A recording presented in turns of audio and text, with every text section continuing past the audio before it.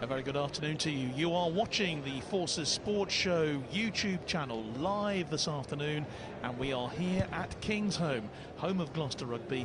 Today it's home to a very special game, a hybrid encounter, the Battle of the Codes. Half a game of Rugby League and half a game of Rugby Union. Live here on the Forces Sports Show channel, YouTube channel, your home for military sports coverage. Over the next few weeks we'll be showing live streaming with football, rugby, and of course we have the inter-services T20 cricket live from Arundel just on Friday. But today it's all about both codes of rugby, Rugby League and Rugby Union, and it's all in aid of the Rugby for Heroes charity, which does so much wonderful work to help our people involved in the game of rugby, and indeed amongst the forces as well.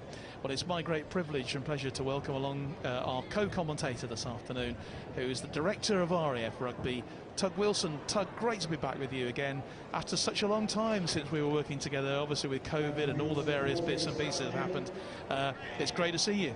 Yeah, it's great to be here, and great to be in a stadium with a crowd that's building up nicely in support of this brilliant charity, and supporting servicemen and women currently serving and departed. To see a game of rugby and then to see some of the names on the list here, it's going to be there's some highly capped players and very experienced professionals here, so it's going to be a fantastic advert, I think. It really is. Well, we're just waiting now for the kick-off, which should be in about 5 minutes' time at 3 o'clock. We've got time to run through the two teams for you this afternoon, and it's Rugby League that's going to kick things off today, Tug. Now, for those people who are unfamiliar with the game of Rugby League, and forgive me if you are, but we need to remind people that the two codes are extremely different in so many ways. Rugby League, of course, it's 13 players aside, as opposed to 15 aside for Rugby Union, and with the Rugby League team, obviously there's no line outs. You basically have a set of 6 tackles, and then the ball goes back to the opposing team, and it's really who can get nearest the line within those 6 tackles, infringements permitting, of course. That kind of sums it up. Rugby Union is slightly different. Yeah, slightly different, obviously. The retain of the ball, again, as many phases as it requires to get over the triangle if you can, and then the opportunity to turn it over at breakdowns in Rugby Union, which is a part of the game I think that you'll see the Rugby League guys enjoy when they get to fly into a few rucks, etc. And with the discipline of Rugby League, the Rugby Union guys will have to retreat, obviously the requisite amount of distance, 10 metres, go back and then come back into the tackle. But they've noticed that Rugby Union have selected Ryan Lamb, an excellent 10 in Rugby Union, to play in the Rugby League game to start. So I think the kicking game for him will be absolutely key. It will, and of course you mentioned the Rugby League players, that they've got to have some Rugby Union players in there to cope with that, and vice versa. Let's have a look at the Rugby Union's Rugby League team. Okay, this is the Rugby Union players who are going to be playing in the Rugby League game. Jake Abbott will be starting at number 1, Paul Knight at number 2, Rob Hawkins at number 3, Damien Hudd at 4, Jordan Crane at 5, Marco Mama at 6, Ryan Lamb at 7, Rob Cook will be at 8, Alex Groves at 9, Julian Salvi at 10, Dylan Armitage is at number 11. That's a name that's very familiar to us, I'm sure. Matt Jess at 12, and Tinas Delport will be at number 13. So that's how the rugby union players are going to line up in this rugby league encounter. As far as the rugby league players are concerned, of course, now they will be desperate to make a really good impact early on in this game, playing their game first. Richie Barnett will be at number 1, Daniel Runcie at number 2, Tom Phillips at 3, Keith Senior will be at 4, number 5 is Wayne Price, number 6 is Paul White, number 7 for them is Richie Hawkyard, 8 Gary Windle, number 9, the all-important scrum half position goes to Wayne Godwin, number 10 will for them be Rob Kitching, 11 for them is Ben Wood, number 12 is for them is where are we? Just looking down my list here, I can't actually see a number 12 for them. Oh yes, it's Benji Lloyd, beg your pardon, Benji, he's at number 12, and at number 13 for them today they have Phil Joseph. That's how the starting lineups are going to happen, but I have to warn you that as we go throughout this game, they're going to be making changes left, right and centre to all these teams, so we'll do our very best to keep you up to date with all the changes that happen throughout the game. It's going to be quite an interesting encounter, isn't it? It definitely is interesting from a commentary perspective up here, but down there as well. I'd say some of the guys, when you see them run out of are still in very, very good shape, and they will bring that to the game. I remember Matt Jess playing before, and he's still very, very fit, very, very strong, and the carries will be, and the collisions will be no holding back. Both sets of players in both codes, but definitely in the rugby league, and they'll rotate people just to make the most of them out throughout the 80 minutes. Well, this is the Forces Sports Show YouTube channel, your home for military sport from now on, for all our live streams that we'll be doing from all the various sports that have been starting up again post-COVID, which is very good news. I think we should also mention as well how important this game is from the charitable point of view, and throughout the match, of course, we'll be bringing people up to have a good chat with us today, Tug, and that's going to be very important to find out exactly what Rugby for Heroes have been up to, how the charity is spending the money that they receive, and all those sort of things. To let you know as well, the rugby league players today will be wearing the colours of Leeds Rhinos. That's in honour, of course, of Rob Burrows, a remarkable man who, you know, his story has been one that we've been hearing so much about recently. It's extraordinary how he's coping and how he and his family are dealing with the issues that face them. I think it's a massive respect to Rob, having him the Leeds Rhinos shirts being worn today and the kit being worn today. I think the support of Rugby League throughout to Rob Burrows as a Rugby League family has been remarkable, to Rob's family and to himself, and I think that will continue all the way through, and it's really highlighted some of the areas that can affect people's lives throughout the world, and they've really been strong together as a unit. And of course, I think we should also mention at this particular time, we're talking about obviously the work that the charity Rugby for Heroes does. We really should be mentioning Dave Hyde as well today, Tug, someone I know that you know, who we've seen a terrible tragedy with Dave. Yeah, terrible tragedy. Dave was playing at Henley Hawks, had played for me previously in Oxfordshire, and unfortunately passed away after a game for Henley Hawks last Saturday. Leaving a young son and a wife, which is a real great shame, but again, loved his rugby, lovely guy, and again just shows the support of the rugby union family at the moment towards him, as in the same sort of manner as Rugby League toward and the wider world to Rob Burrows. And we'll be obviously thinking about them today, and other players as well who over the years have lost various things, including of course their lives playing this game. There's many tragedies out there, and in a way that's really what this charity is all about. Yeah, it's really supporting the military, but also raising awareness of rugby. Rugby is much more identified and looked after, and the medical care around the pitches and around the players is massive now. Head contacts, etc., are really looked out for, but generally medical state is looked after with players. And as I said, as you see the two teams come out now, you can see that some of these guys here are still in great shape and look after themselves. The medical side of rugby, both codes, is a massively important part that both union and league recognise at the highest level. Well, we're almost ready to start. James Collier will be refereeing this game today, the first half anyway, the first 40 minutes, the rugby league side of things. It looks like it's going to be the rugby league boys who will be kicking off. the 13. All their players in squad numbers today with their, say, the Leeds Rhino shirts in honour of Rob Burrows. As far as the rugby union teams, we're still getting the changes actually that are being made in terms of their numbers, so we'll be keeping you in touch with that. They've all got numbers, so we're just making a note of the numbers for the replacements so we can keep you in touch with that. But as you will no doubt be aware, as the game progresses, there'll be many changes as the referee gets us underway here in this battle of the codes. It's rugby league versus rugby union this afternoon. Just after 3 o'clock is the time, and it's great to have your company with us today on the YouTube Forces Sports Show live here from Kingsholm.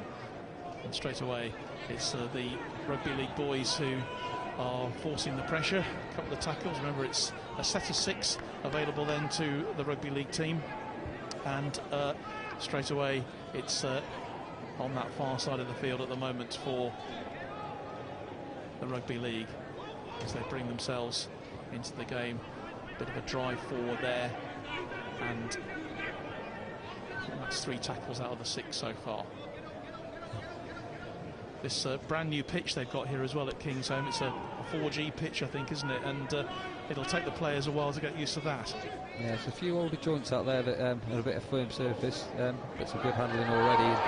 Team is going into the line.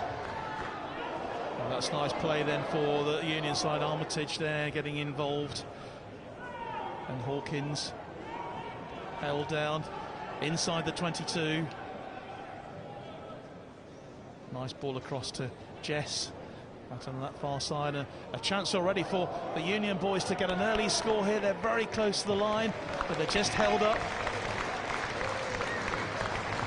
and that's the 6 tackles over. So that was a really good bit of play then from the union boys. Yeah, they got the ball out wide quickly, and then Leeds were a little bit slow coming up on the fringe, and then got the overlap, got the extra man on the end. And as we're seeing already, the numbers of the people that started are looking a little bit different to what we expected, with Mike Tyndall out there already, which we didn't expect to happen. And I thought he might, but he's definitely out there already, looking to make hits and creating space out wide.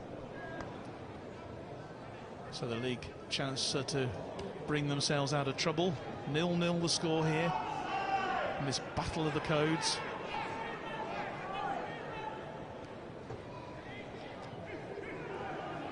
Just a couple of minutes played. Remember, 40 minutes of rugby league will be followed by 40 minutes of rugby union, with a couple of extra players for each team on the pitch. Interesting watching the offside line for the rugby union already, getting back to where the rugby league referee is, and getting used to that. Crowd screaming for offside already for the union lads not retreating far enough. We'll see how long that lasts. It will indeed, but it's still the league boys in possession, and bringing it forward for them. Collected though.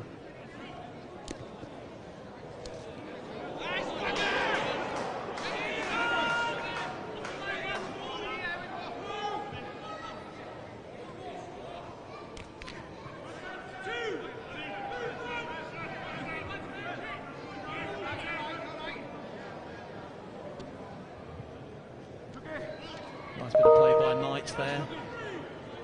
One of the players for Rugby League is down at the moment. Looks like he might need to have a bit of treatment.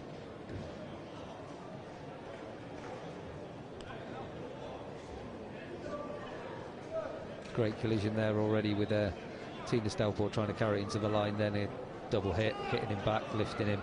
Good power in the challenge. I think Tina's just rotated out, got onto the bench already, so you'll see a little bit of that today. But he took the good hit, all good-natured at the moment, so that's what we want to see. Yeah, it's all about enjoying this game as well. It's clearly serious.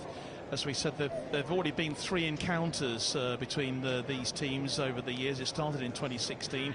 Rugby League won that first fixture. The second fixture was played in Hull back in 2018. It was a victory then again for the Rugby League boys by 28 points to 26. And then in March 2019, the Rugby Union boys had a fairly handsome victory by 48 points to 34.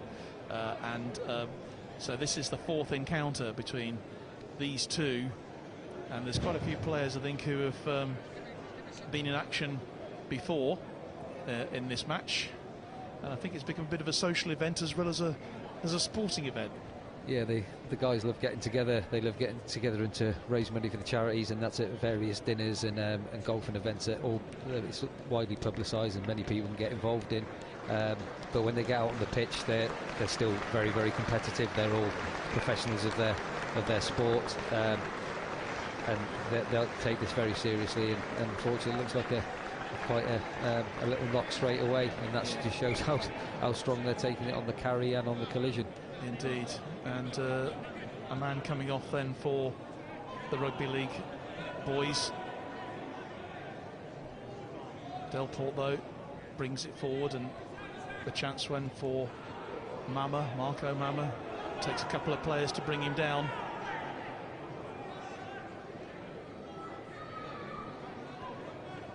Here's Salvi, but it's stolen. Good work from the Rugby League players. Nice charge from Hawkyard there, Richie Hawkyard, but brought to ground. Acting halfback is in play for Rugby League. Benji Lloyd out to Phillips. Nice bit of play right across the field then, and that was Keith Senior getting a touch there.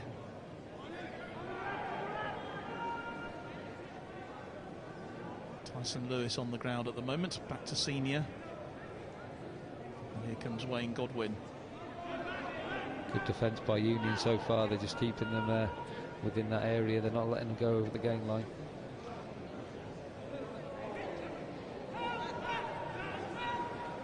Hawkyard again getting involved. Nice little pass out there to Windle. And he's regathered it. Phillips now as the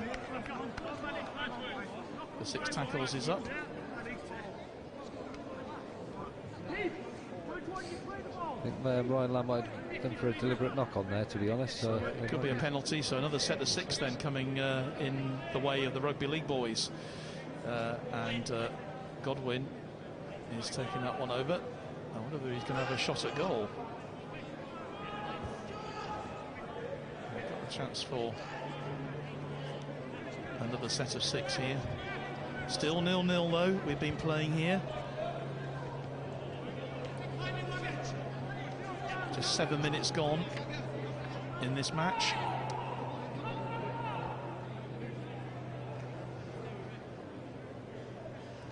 Nice play, Hawkyard again, outside onto the far side of the field, and Tyson Lewis once again trying to get in there, but good defensive play from the Rugby Union team.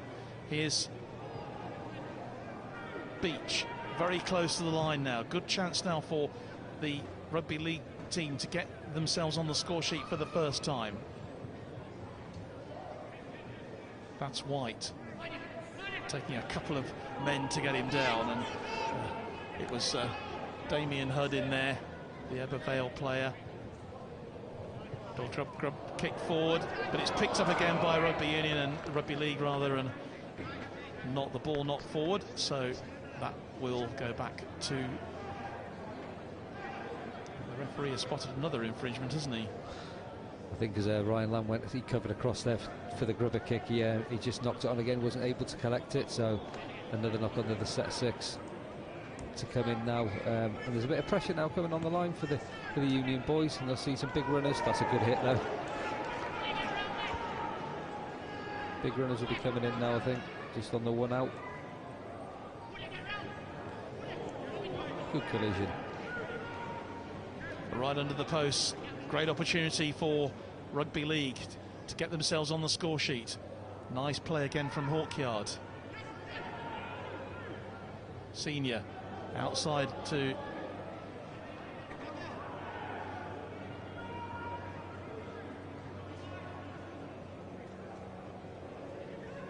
Lewis, and Senior again back to Hawkyard.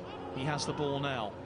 It'll kick forward, and surely there's a chance here. No, it's well collected though by Alex Grove for Rugby Union. Remains 0-0, and still We are waiting the first score here.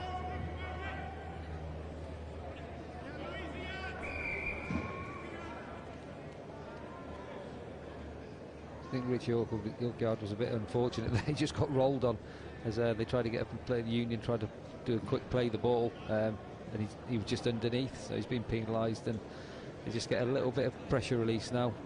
See if we can get some big runners from Union to get over the halfway line, and then hopefully use their kicking game to pin Rugby League back in the corners a bit and get them to start from a bit deeper.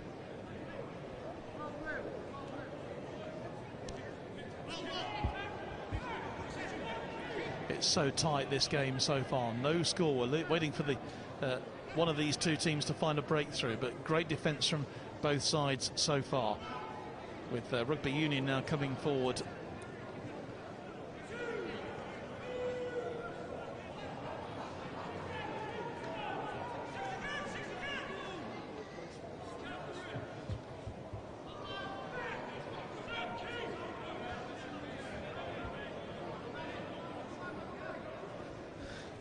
Play good ground this time because of some good carries there. Oh, and he's through. Paul Knight heading for the line, but brought down. Two desperate challenges, and here they go once again. The man in there is Damien Hyde, being hauled up right on the line at the moment. The referee has called for some support. There's a couple of injuries, but this is so close to the line. Are we going to see our first score in just a few moments' time? 0-0 at the moment in this battle of the codes here.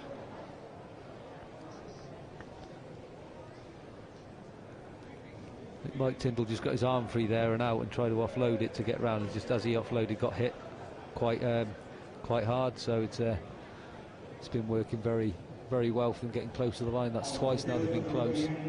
Hopefully they'll be able to get over the line. And the defence is again under the post is just made sure that they've stayed out, but it's a little injury there for Rugby League at the same time. Yeah, bit of a break in play here. Hopefully we'll be talking to a couple of people as this match develops, but not a huge amount to talk about at the moment in terms of point scoring.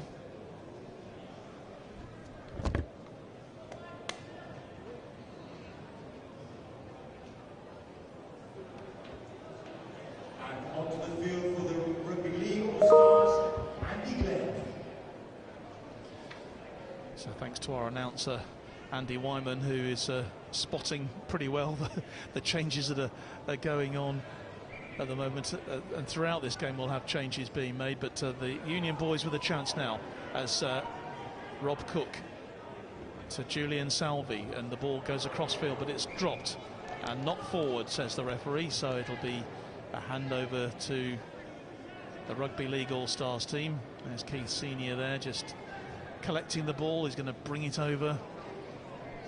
Keith Senior, such a leading light, of course, in the Rugby for Heroes charity.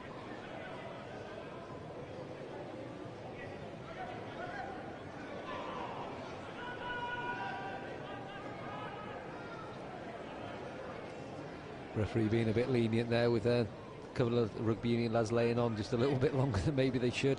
I think the Rugby League lads like to play the ball a little bit quicker. Well, this is very much the Rugby League's time to be making an impact on this game, but Rugby Union, I'm sure Mike Tyndall will be very happy at the moment with the way his players are holding the Rugby League boys up. But here's a chance for them now as they head towards the halfway line. Brought to ground though by Dylan Armitage. Great tackle work by Dylan Armitage, getting across there and hitting 2 tackles in a row. Just helping that defence and keeping them up.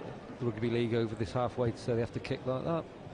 Yorkyard with the kick forward, but it's going to be fairly easy to be collected by the Rugby League team as they bring this forward now, and some desperate tackling in there to try and keep them at bay.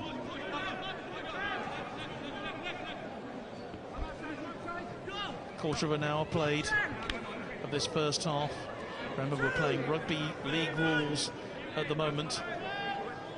Referee James Collier looking after things after the break. We'll have a different set of officials out there refereeing to rugby union rules.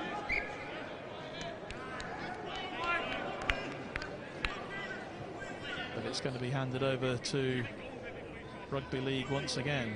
There are some players offside there, Tug. Yeah, players offside. I think they're just trying to handle the ball and disrupting the ball so the quick play ball couldn't happen. So I think they've just been penalised for that again. And once that tackle's happening in rugby league, leaving the ball alone, there's no stripping it like you can in union before the tackle's complete. So they've just been penalised again.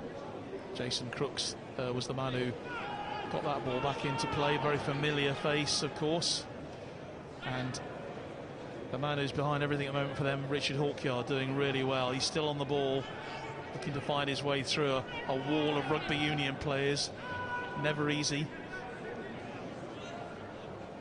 It's just really good to see as well for both codes is the footwork just coming into the contact. Both sides are doing it. They're not giving an easy tackle, but it's just seeing good defence as well, where people hitting the tackles. So it's great to see from both sides, and I think they're just about to make some changes again to give a couple of people a breather.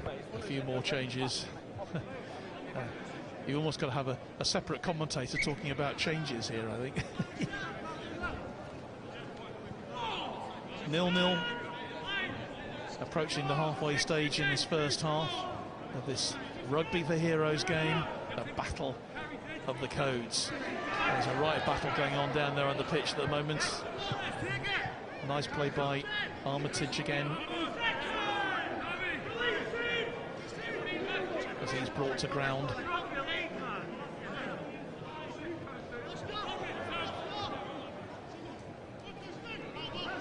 Marco Mama right on the halfway line.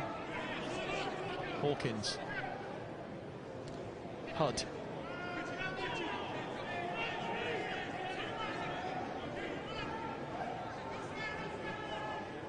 There's Hawkins again. And a whole raft of rugby league players are offside, so the set of 6 will start once more for the rugby union players, and a real good opportunity. They probably have the best chances so far, haven't they, Tug, to take the lead in this match? Yeah, a couple of times we've been inside that 5-metre line as it is for on the union pitch, and carrying in again. That's a big strong carry, but they just need to move the ball a bit to probably 2/3 into the pitch. A real drive for the line. I think he's over, and that is given. And the first try of the game. And I'm just trying to see who it was who went over there.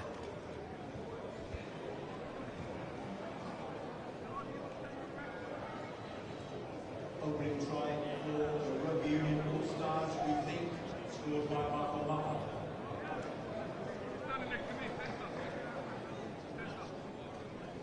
So Marco Mama is and he's actually coming off the field at the moment, so there's a few more changes going on, but he looks like he's taking the credit for the try, and that of course is 4 points to 0.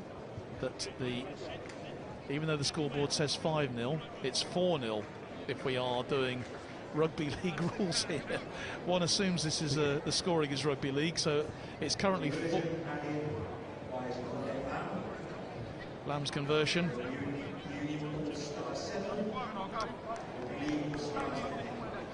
So we'll get a confirmation of that. It should be 6-0, of course, because in rugby league it's 4 points for a try and 2 points for a goal.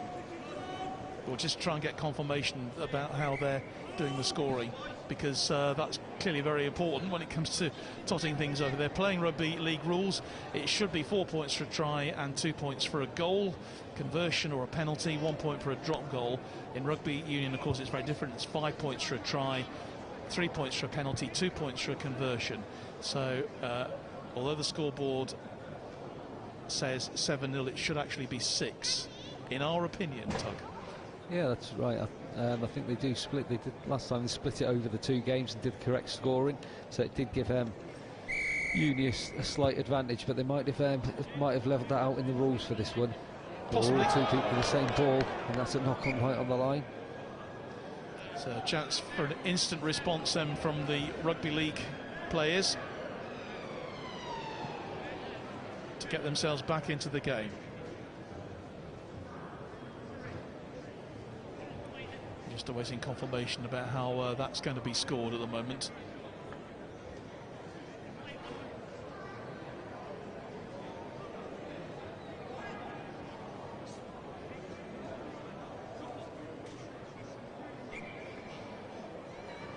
Well, apparently the scoreboard only does rugby union type scores, and of course it wouldn't score a 4 points, so that's the nearest that they've got, I suppose. But we still think that the score is now 6-0 to the rugby union team in this first half of rugby league. But it's the rugby league boys who are now making that press once again towards the line, giving them a chance to get them back into it. Benji Lloyd is the man who's making that drive.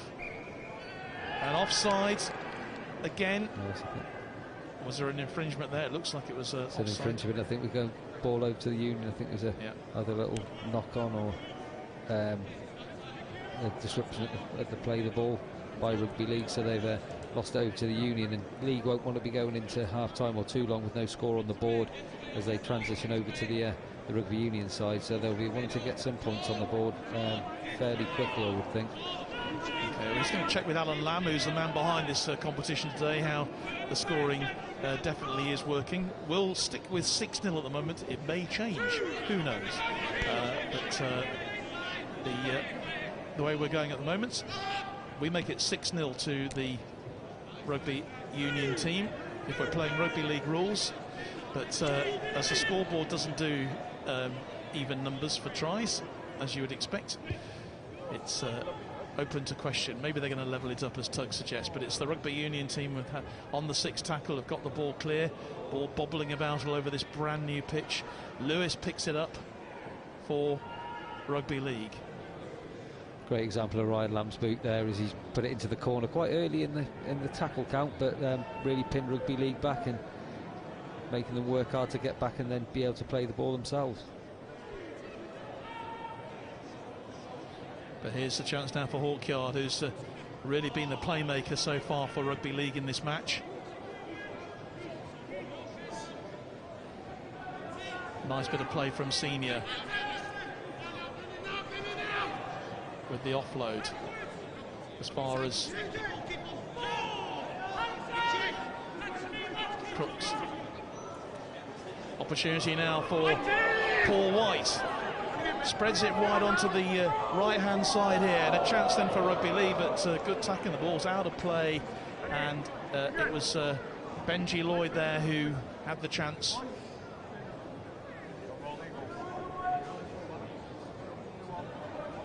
Okay, we just had confirmation they are actually doing rugby union scores for all the points scoring this afternoon, so if it's it'll clear that one up, so that makes it obviously 7-0 now to the rugby union team.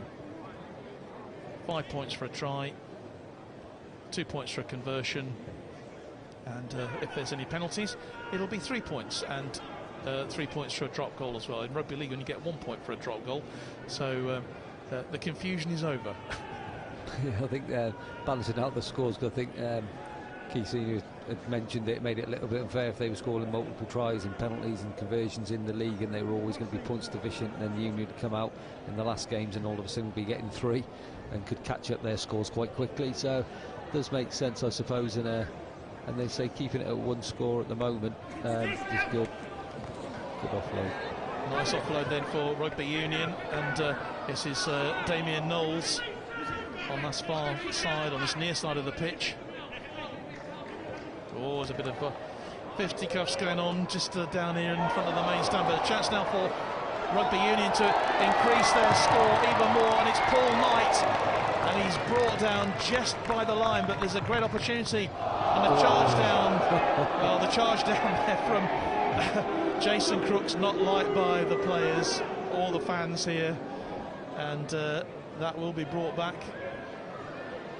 But really a great opportunity there for the rugby union players to enhance their lead, but they've still got another set of 6 tackles.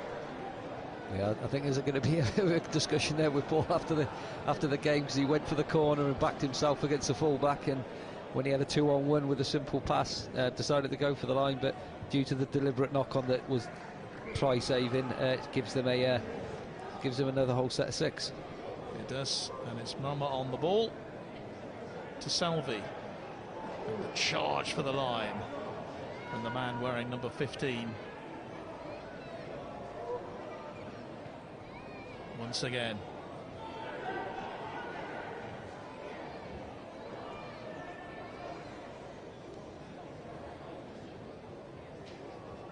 Union boys really staking their claim in this first half, and very close to the line. They've had 3 tackles now, but still opportunity, and that's going to be a second try, or was his foot into touch?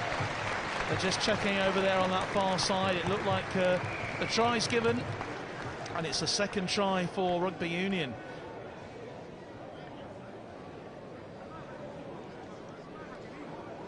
Which takes them to 12 points to 0.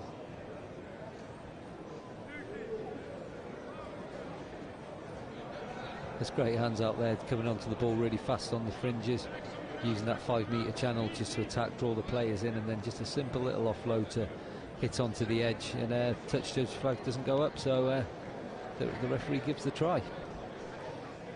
He does indeed, and opportunity then for another 2 points to be added, and it's just short and wide. Takes the score to 12 points.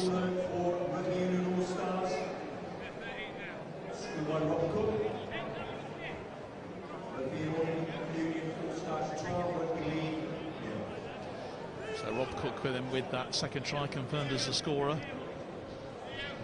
on that far side of the field.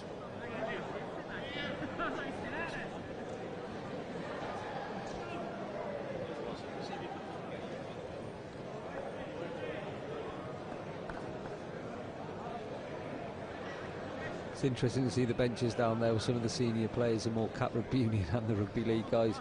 They're deciding when they'll rotate off and on, which is good to see. So they're keeping the energy in the game and the carry. Better decision making on the restart this time from Union, and a bit of a carry. Disappointed to see Phil Joseph having to come off so early as well in the game. After just a couple of minutes, we lost him, didn't we, to an injury, and he's down there on the bench now, just not looking especially happy about things. And the Rugby League team have got to try and find their way back into this if they can. They're trailing by 12 points to 0, and remember what this is their half really of rugby, the game they're most familiar with. But Rugby Union have really, I think, stepped up to the mark, haven't they, and done extremely well. That's the offside. That is the offside now. There's a real opportunity then for Rugby League with Senior driving for the line. He's brought 3 players to get him down. Keith Senior, extraordinary man really, 45 years old now, but still really doing the business for them.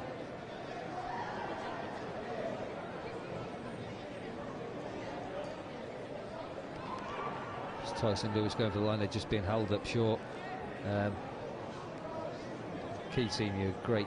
As a fantastic Great Britain player, and played some top rugby throughout his career, and it still could run around now. I believe he's still in really good shape. They really are. Hello there, we're joined by our first member of the squad to join us today. Hey, how you doing? All good, slowly getting my breath back. It's not so easy when you're 46 and you haven't played rugby for 3 years. But I know it's great, especially because it's a different code we're playing at the moment, and just trying to think what you need to do first. It just slows it down a little bit for us, but the Union is doing really well. I think key bit is we've kept them out when we were under pressure, and our defence has been strong, and then we've scored the 2 tries. The thing is, Tinas, when you were carrying out there just a minute ago, you looked like you wanted a bit of contact yourself here. No. When you get my age, it's catch and pass. It's catch and pass. There's no glory. I don't see any try line. I just catch and pass. Tinas, just tell us, the Rugby for Heroes charity, obviously you've been involved with it pretty right from the word go, haven't you? And you're doing an extraordinary amount of work.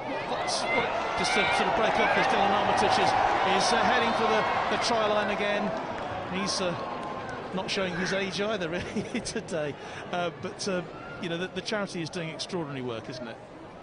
No, absolutely. You know, we've as much as possible want to support our real heroes that offer so much and sacrifice so much for the defense of our democracy and everything else they do, you know. And for us, from a rugby fraternity, both league and union, to be able to utilize and open our networks and give them the support that they really deserve, you know. Rugby for Heroes, we support on various platforms, individually, but most importantly we look to replace that community that's been lost, and that's the key network, you know. Both, or key thing really from a professional sports position, if you step out of the game, it's where do you fit in next, and so much so for these heroes that's given 16, 20, 26 years of their lives as offering that next support and somewhere that they feel they can belong to. And how much, you know, help and support during COVID how important has been the charity, you know, dealing with the situation we've been in when there's been, you know, no sport, people have been isolated, and if you are suffering from mental health issues, obviously it makes it even worse. It makes it, you know, in terms of that isolation, I know it's sort of doom and zoom, and we've tried to keep a little bit of human interface and contact as far as possible, but it has been tough. You know, from the charity we haven't been able to have that real face-to-face connections and contact and get that community going in. So it's been challenging over the last 2 seasons with COVID, and absolutely, you know, it's about offering that support line, that network that is there, and it's great just to get the guys back. You know, we had off dinner last night, and you could just see the smiles on people's faces. You know, the leagueies coming down from up north. You know, they've played in this fixture before, and it's great to see the comments they were making about it's great to be back, it's great to see you guys again, it's lovely to be involved again, you know, and that's that energy that we need to build the momentum on now, and it's crucial that we follow through with that. And of course the Rugby League boys are, you know, they are paying honour of Rob Burrows today, who I know we're all thinking about, aren't we, and the battle that he's undergoing at the moment. So very sad.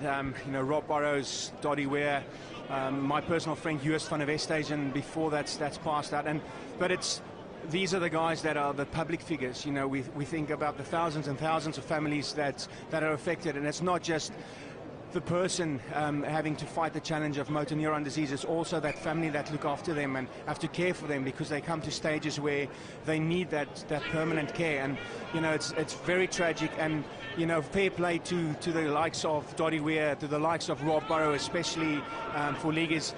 They're using what they have, that profile that they have, to raise awareness for motor neuron disease, to raise funds, and you know, to really get the support out. Just breaking up for a second, the Rugby League boys looking to get their score. This is, I mean, from your point of view, this is a great position to be in. Is it? We're not too far from half-time now. 12-0 up, playing their game. Playing their game, no. If we can get into the break, still leading, it'll be fantastic. They did say it's only 35 minutes, but it feels like it's going on for ages. Oh, fantastic play there. You know, that's the one thing that we cannot practice and that we're not used to. So great adventurous play there by the league side. And they've got themselves back into the game. We were a bit confused actually, Tinnis, earlier, because we didn't realise that playing rugby union or rugby league rules, you actually score rugby union points. But of course, you know, the scoreboard can't cope with.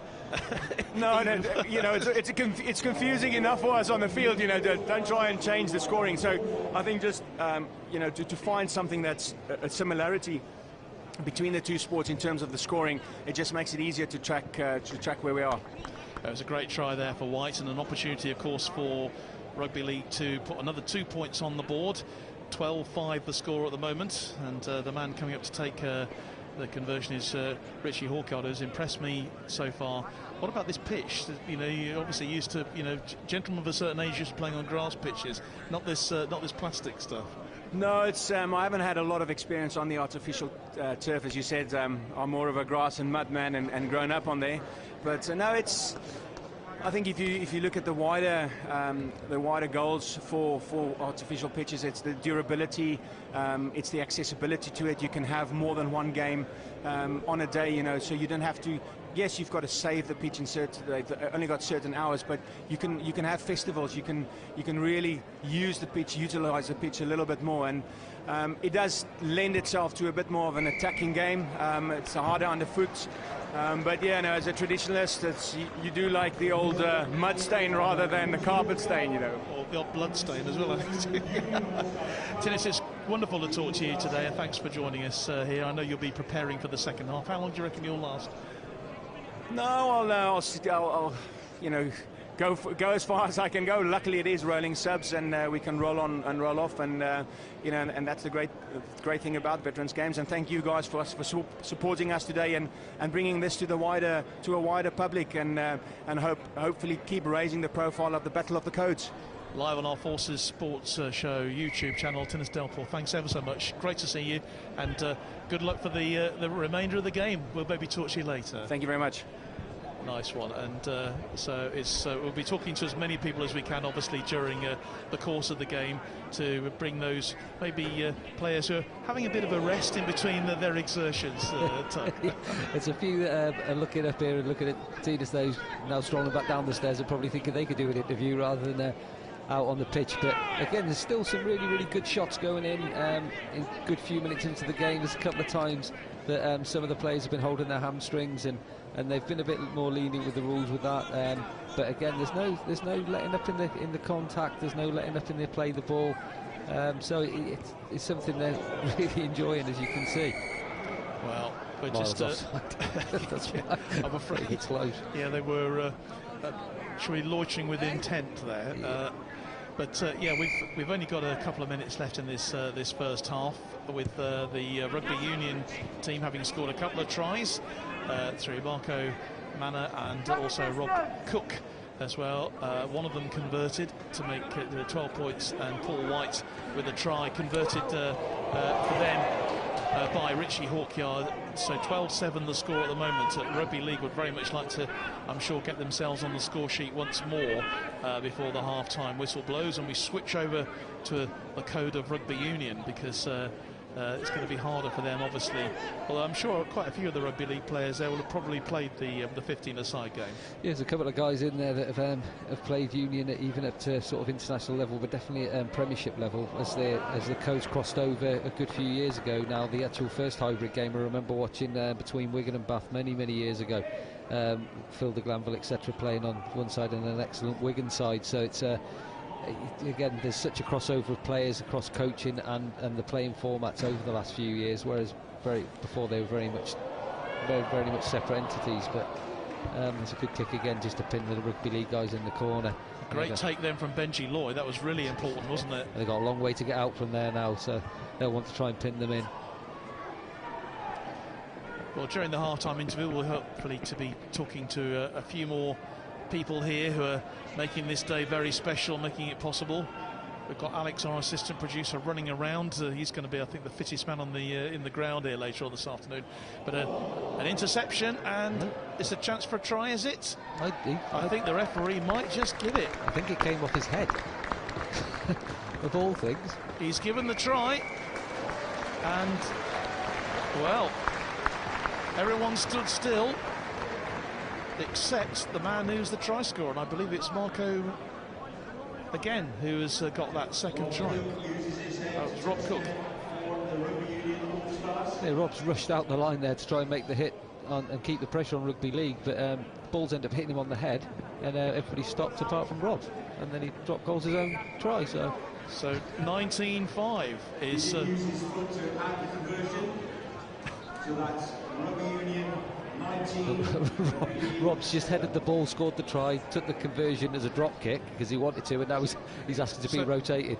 So we've had Rugby League, Rugby Union, and it's a bit of football as well. I mean, you've got three sports in one. What more could you ask for? Exactly, and then he's just rolled in something himself, walked us straight over to the bench after his exertion, so we can have a little sit down.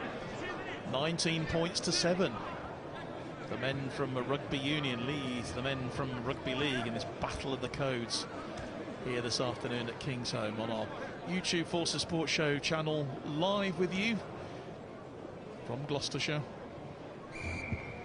As the restart happens once more. So Rob Cook making a real name for himself here this afternoon, as he has done on so many occasions, of course. He's a Gloucester boy, Gloucester fullback, 37 years old though now, Tug, so not showing his age so far.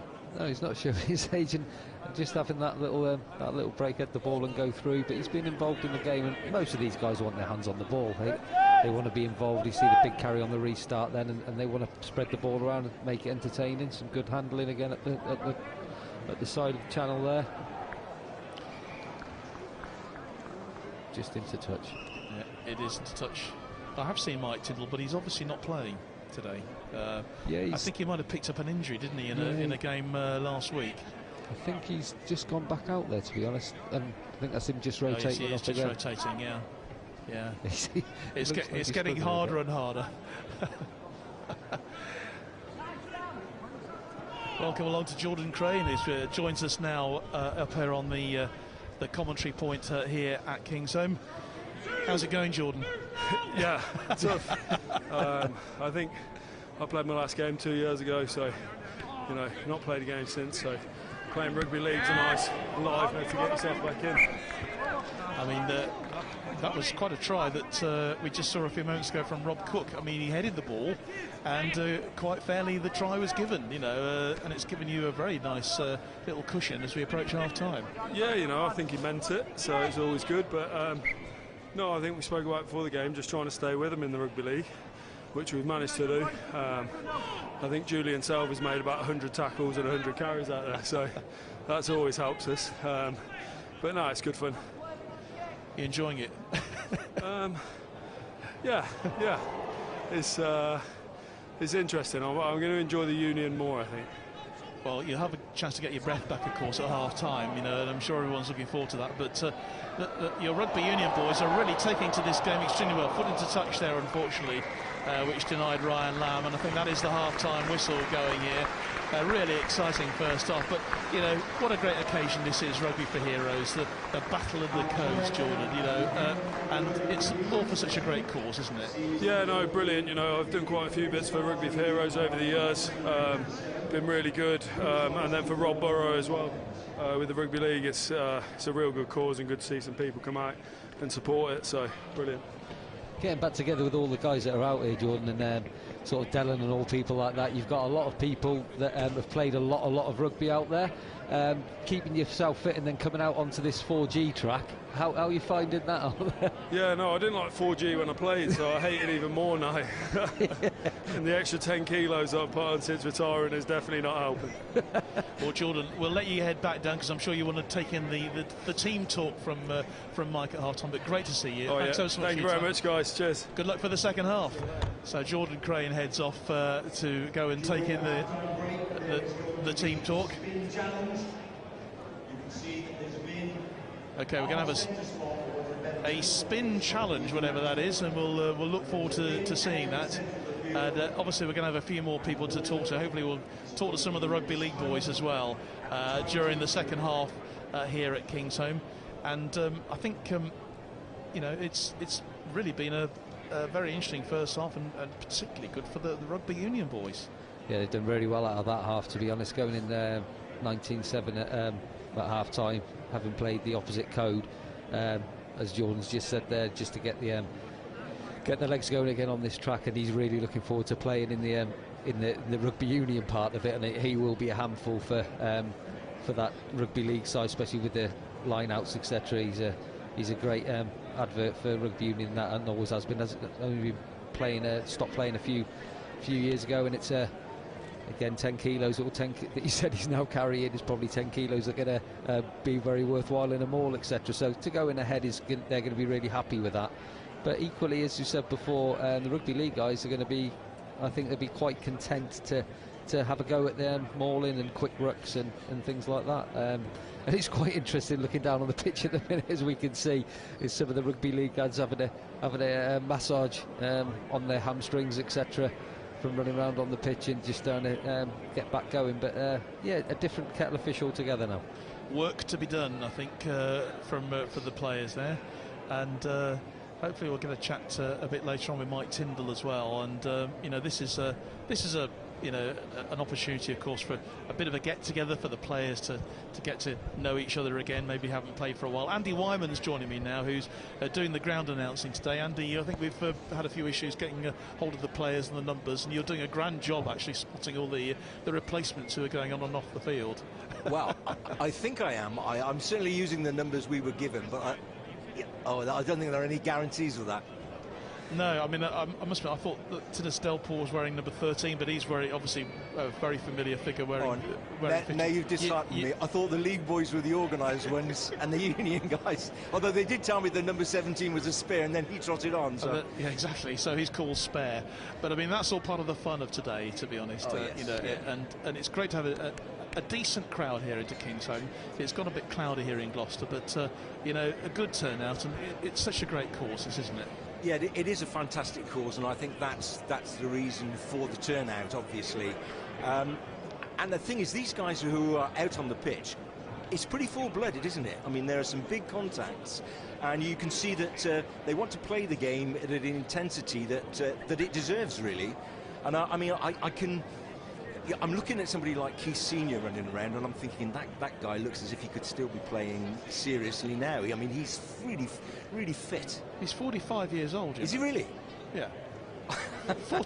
45, and he's obviously kept himself, you know, in great shape. And you know, there might be a call-up if he's not careful. Yeah, it might be. But I think the secret then is to have a shaved head, because you can't tell what colour their hair might be. But the likes of Mike Tyndall obviously is used to the rugby league game. But there's a guy out there, Julian Salvi. He played for Exeter Chiefs for a long time and Australia. He's coaching at Exeter now, and I mean, I think he's adapted to the league game really well. He was involved in most things that were happening in the physical and contact situation, for sure. Well, there's an interesting bit of action going on the pitch at the moment. Just maybe talk us through that, because it looks like they're having a bit of a go at trying to thread the needle, as it were. They're calling it the spin challenge. What they've done is they've placed a dustbin, on the centre of the field. I'm going to say centre spot, and that's football, isn't it, really? That's not even rugby league.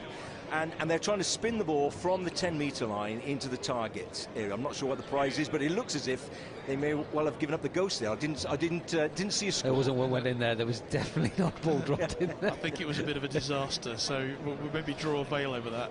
As the guy picks up the dustbin, and he picks it up, but that's not a very big target, is it? No, it isn't. No, it's even narrower when it's horizontal. It was ambitious, to say the least. Yeah.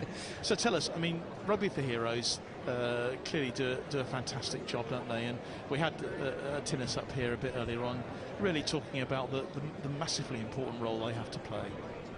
Yeah, the idea is support for people, men and women, coming out of the services who find that transition difficult. And the line that I like in the mission statement is that we are trying to support those men and women with the support that they deserve. And I think that's a great line. And of course, you know, the period that we've all gone through over the last 2 years, 18 months, 2 years with COVID has really brought so many of these issues into such sharper focus. Yeah, it has. I mean, everybody maybe is more aware of difficulties that can crop up in everyday life because of things that have been imposed on the rest of us. Indeed. Well, what do you make of it? It's a very handsome little lead for the Rugby Union team going into their part of the game. 19-7 is going to be quite a tricky one for the Rugby League to make up. Yeah, if I'm quite honest, I'm hoping that there's going to be a little bit of a gap in the scores. Reason being, because we were announcing Rugby Union scores because the scoreboard upstairs, click, try, 5 points. So we've gone with the rugby. I'm hoping it's not close, and somebody works out that, listen, if you'd used rugby league scores for the first half, the result could have been different. That would be a catastrophe. Somebody will, but it has to be fair, I suppose, when you think about it, because the rugby league boys would have to score far more. If it was sort of a big scoring game, they'd have to actually score far more points to have a chance of winning it. So you've thought that through rather more than I did. Yes. But you know, the odd thing about this, of course, is that, you know, what is it, 160 years since rugby league started, since the game started. Who would have thought that 160 years later, the two would come together and they would play their own games against each other like this? This is just remarkable. It's unique, isn't it?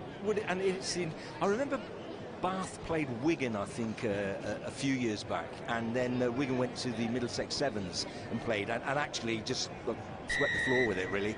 But things are much more even there. But it's the enthusiasm that both sides played the first half. I'm interested to see how the Rugby League guys cope with the line-outs. I wonder whether that's going to happen. Well, of course, all the scrums are uncontested, so that's helpful for both teams, especially the guys of their age. But straight away, the Rugby Union boys are on the charge, looking to increase their lead, and that's Rob Cook who's involved there. The ball fed right across the field. Andy, thanks ever so much for joining us at half-time here. We're into the second half. Andy Wyman, who's ground announcing, he's got to get back to his normal duties, because I'm sure by the time he gets back to his place, there'll have been some team changes. I think it's some team changes straight away at half-time, and the Union guys have then resorted into their ruck formation and actually getting the guys sorted out. And it'll be a test for the Rugby League guys now to make sure they don't overcommit into rucks, and then they don't and they roll away as well, and just letting them play the ball. See Jordan Crane already getting his hands on the ball there, but straight through the middle of the ruck. That's legal. And there's a man down there who doesn't look particularly. Alex Krober's gone down. He's gone down holding his head, and I think there's a call to get someone on the field straight away. That was it's a head injury for Alex Grove, former Scotland centre, of course, 33 years old now, and it's when the players all start calling for someone, that's quite serious, and let's hope that he's going to be okay. Hopefully we'll bring you some more people to talk to as we head into this second half, and we need to bring someone from Rugby League up, I think, to get their take on how things are going. Keith Senior is still out there. He shows no sign whatever of wanting to come off the field. He's played the 40 minutes. I wonder if he'll do the full 80. I wouldn't be surprised at all. He likes to lead by example, always has done, and I think he wants to be out there and have another go at this Rugby Union part of the world, and he does enjoy it, and they've been competitive in his code, and he wants to go across the other code and show his competitiveness in that as well. He's a warrior, all right, in the regards of any code of rugby, and I can't see him coming off too soon, but hopefully we can get a chat with him a bit later on. If you're just joining us, a very warm welcome to you. You're on the YouTube Forces Sports Show channel, live today from the Kingsholm ground here in Gloucester, for this battle of the codes between Rugby League and Rugby Union. The first half, the first 40 minutes, was played at Rugby League rules.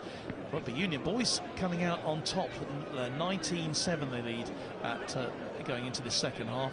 2 Rob Cook tries. Marco Manu got the other try for them as well, and also a couple of them converted.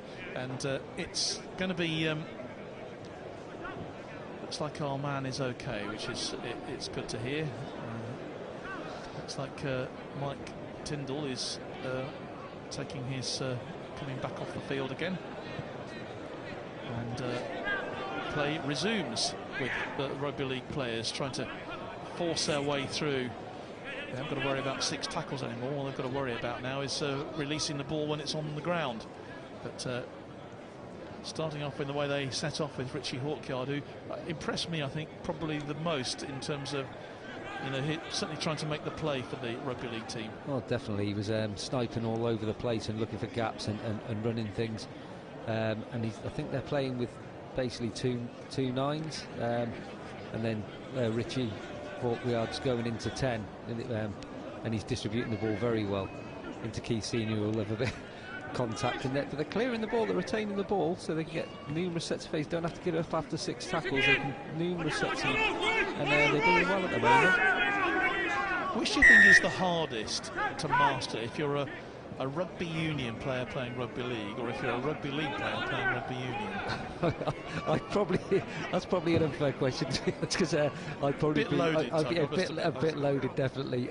I think it's equally difficult and to get used to, and the people that, even the pro game, that have crossed codes, and you see it in the inter-services where some play inter-services Rugby League and Rugby Union at first team level, men and women, and just getting used to it and getting used to the tempo of the game, the commitment into rucks for rugby union, then getting back 10 metres from rugby league. I think it's definitely a different aspects. I wouldn't like to comment on which is the more difficult, because I'm sure my rugby league UCAF compadres will be on to me straight away. Well, they're both as tough as they come, to be honest, and it's great to see them all having a go at this, and this is a nice bit of a move for rugby league, just on the halfway line here. And it's great to have a Premiership referee as well. It's Yep. just that part, a Premiership referee on the international panel now as well. It's is really good to see, and great support from him again. And Christoph Ridley, he's the man officiating, the man in the pink shirt, with his two touch judges here, who are Ben Simpson and Ryan Wilder for this game. So the ball goes out. It's going to be a line out, and an opportunity then maybe for rugby league to make something out of something they're not very familiar with. No, I always look forward to these, because actually they're quite good exposure. They've probably had about 10-20 minutes at the beginning of the game to help out with this, and then now they're going to try and lift somebody in the air and try and dominate the ball, which is always good to see. Charlie Beach has got his hand on the ball. He will have his hand on the ball for the throw-in or the put into the line out. And as most hookers I know from rugby union will tell you, this is the key part of the game, and not as easy as it looks. Decent lineup, that. It was, and it went short, didn't it? You'd been quite pleased with that if you'd been coaching that one, Tug, I think. Yeah, it would be, yeah. We'll take the ball and get it away. And here come Rugby League. It does say on our team sheet, number 17 is an unused number, but there is someone using that number.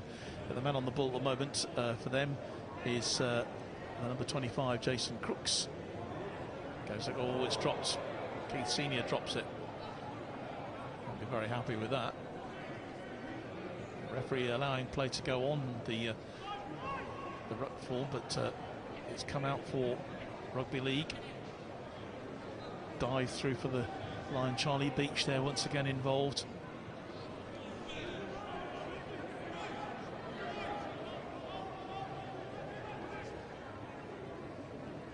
Few decent phases here from the Rugby League players. They've done well. Retained the ball even when they made a break and they've come back through. They've looked after the ball, and they're actually committing to the ruck really well. Yeah, they are doing. That's Ben. That might be a turnover there. Yeah, turned over. They've got numbers on the short side if they can use them. Oh, that's a good break. But one thing you can guarantee if they'll win Rugby League, if there is a break made, they'll get in a defensive line as soon as they can. Armitage, and a real opportunity then for another try for Rugby League. It's Rob Cook going through once more for his hat-trick. A hat-trick of tries for Rob Cook. And that was a brilliantly made, I think it was Armitage who made that. Armitage cut out to just drew the defender out, and as he's drawn him out, he's just a little switch back inside. Jordan Crane staying out wide, not trying to get across to every breakdown as he might have done at Leicester, etc., and playing for England. But he's just spread the game out a little bit to start off with, and obviously Dellen being a very, very experienced player, played at London Irish, played for Toulouse, at Lyon, and then 26 caps for England. He's just drawn the defence and opened up a really good gap, and they've exploited it from there. And that takes them to 24-7. A substantial lead then for the Rugby Union team. It's going to be Cook, I think himself, is going to take the conversion to have another couple of points possibly onto the score for them. And it goes wide, so 24-7. Now, Phil Joseph is with us. Phil, how are you, mate? Yeah, I'm very well. How are you? Because that was a bit of a nasty knock you took right at the beginning of the game. Yeah, just an old man injury. It's one of those things. I've not played in 4 years, so it's just one of those things, unfortunately. And this pitch doesn't help, does it? There's no give in a pitch like this. No, absolutely. It's a fast surface, so as big fellas, it's not really good for really. So it's just, like I said, it's one of those things. It's great to see you here today, obviously, and I know that you'll be disappointed that you've not been able to be on the pitch for any longer than that, but there's a lot of great reasons why you Rugby League lads want to be here today, isn't there? Yeah, absolutely. You know, it's a great cause. Rob Burrows is one of our main ones, and you know, whatever we can do to help Rob and his family, all the boys are on board. But generally, Rugby for Heroes does such a lot to help through the sport and through what they do to assist people, and you know, that's obviously got to count for an awful lot, hasn't it? Oh, absolutely, yeah. So I think the transition from the army, whatever military background it is pretty similar to Rugby League as well, you know. So Rugby for Heroes is a fantastic charity, and again, like I said about Rob Burrows, you know, we will do all we can to help. You obviously, just running down your list of clubs over the years, you've been around a bit, haven't you? You know? yeah, I've been around a lot. Bit of a slag. You just brought your skills to a lot of different teams. Absolutely, yeah. I mean, obviously, my background, I've sort of lived and worked in Hull for a long time, so you're well aware of the Hull and Rovers combination. Just as we break off for yet another try for Rugby Union today, and they're rather running away with it, aren't they, at the moment? Yeah. It's just a different game, Rugby Union, and the breakdowns, and it's just a completely different game. So tell us, you know, where were you happiest in your rugby league career? Yeah, Widnes Vikings. I had a great couple of seasons with them, going the team of the months and dream team. Very close to playing for England also. So I'd say that was my best, where I played my best rugby. And you know, it's great to see you today because, as we've said, you know, there's you know, a great mixture of boys who come from all over the place. Yeah, and rugby league, of course, is spreading, isn't it? The game is moving south and east and west as well, which is great. It certainly is. It's expanding, and one of the nice things about playing today, I'm playing with a couple of boys that I played with Huddersfield Academy with. So, and like Wagataurus as well, I've never managed to get to play with him. So it was nice to play with him today from the short spell. While it lasted. Yeah, absolutely, yeah. Phil, great to see you today. Thanks ever so much for your time. Thank you very much, mate. I hope that injury sorts itself and you're back on the field again very soon. Oh, I don't know about that. I think that's my boots hung up now. Good stuff. Thank you very much, guys. Phil Joseph from the Rugby League team here today, and very proudly wearing the Leeds Rhinos kit today, obviously in Rob's, very much supporting Rob Burrows. Thank you. Cheers. Very best. Okay, so while you left us 29-7 then the score. And maybe you could talk us through that try a little bit, Tug, because it was while I was talking to your man there, it was well, it all sort of developed, didn't it? Yeah, they're moving the ball again. The Rugby Union boys now. Mike Tyndall got ball midfield, started to move it a bit wider, and I see that Jordan Crane is playing from where we're sat the far side across nearby the shed. He's playing between the 15-metre line and the try line. He's just playing in that channel, and he's drawing people to him, and he's slipping the ball out wide.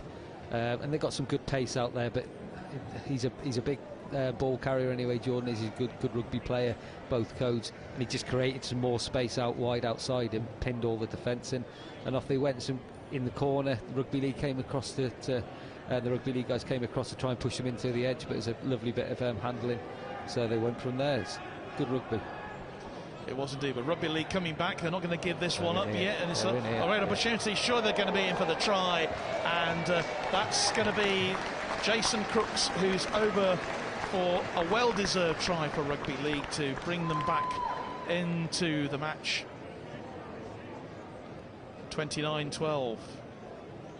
It's going to be a bit of a challenge to get that conversion over, but Crooks went over there. Well, it was a brilliantly created opportunity. Yeah, they've got an overlap, so they've gone to an opposed scrum, so even the back row of the Rugby Union lads were stood up, so they should have got, well, in the game they'd be disappointed not to get across there, but they've used the overlap, got a 3-on-1 and then drawn the play and then passed it as you would expect it, players that played at this level.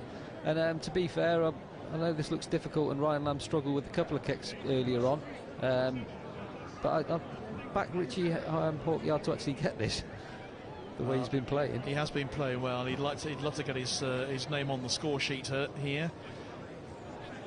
Lines it up.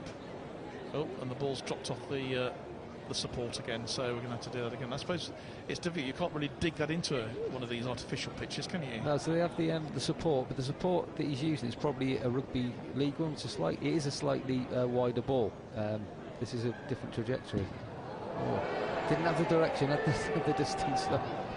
Out the distance, no direction, so the score now 29-12 with that Crooks try to bring a little bit of hope to the Rugby League boys, because they'll certainly be wanting to get them. Rugby League All-Stars brings the scores to Rugby Union All-Stars 29, Rugby League All-Stars 12.